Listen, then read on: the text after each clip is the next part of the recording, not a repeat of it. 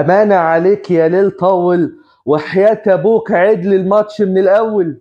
ما هو ماتش مين؟ ماتش الزمالك وبيراميدز. المباراه اللي هربانه من الدوري الانجليزي، هربانه من نهائي دوري ابطال اوروبا، هربانه من نهائي كاس العالم. حاجه كده فخر الصراحه. عارف كان ناقصها ايه؟ بجد والله مش بهزر.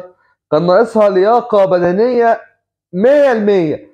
المباراة دي اللي ضاع فيها كمية فرص بعدد شعر راس كل واحد فيكم، من الزمالك ومن بيراميدز. المباراة دي هي عودة نادي الزمالك إلى الساحة الرياضية من جديد، بعد وجود مجلس إدارة بقيادة حسين لبيب، ووجود مدرب مؤقت بقيادة معتمد جمال. حلو.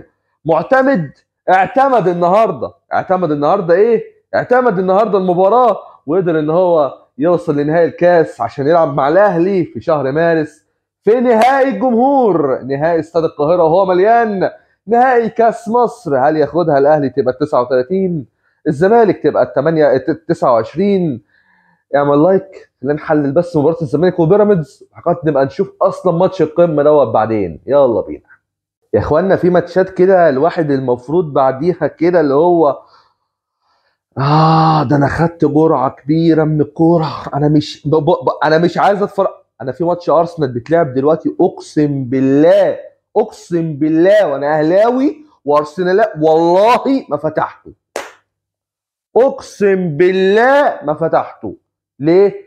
لان انت بتتفرج او احنا على موعد مع مباراة كانت متعة بين فريقين متعودين منهم على المتعة دي، سواء كان بيراميدز او كان الزمالك. مباراة والاهداف فيها بدأت مبكرا في الدقيقة الخامسة.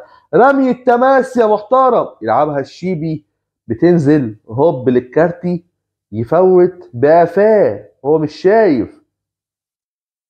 فيستون مايليه احط الجون الاولاني لبيراميدز 1-0. 1-0 دي بيراميدز عمل عليها 19,000 كوره عشان يجيب الجون الثاني اصلا، ولكن انت كله ضايع، كله ضايع. الغلطه او الجون اللي جه دوت اصلا فيستون مايليه كان خطا في التغطيه من حمزه المسلوسي، والبيه محمد عواد خارج برجليه عشان خاطر ياخد الكوره.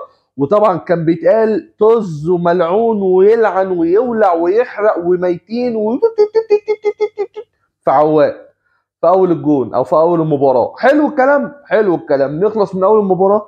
تعالى بقى نادي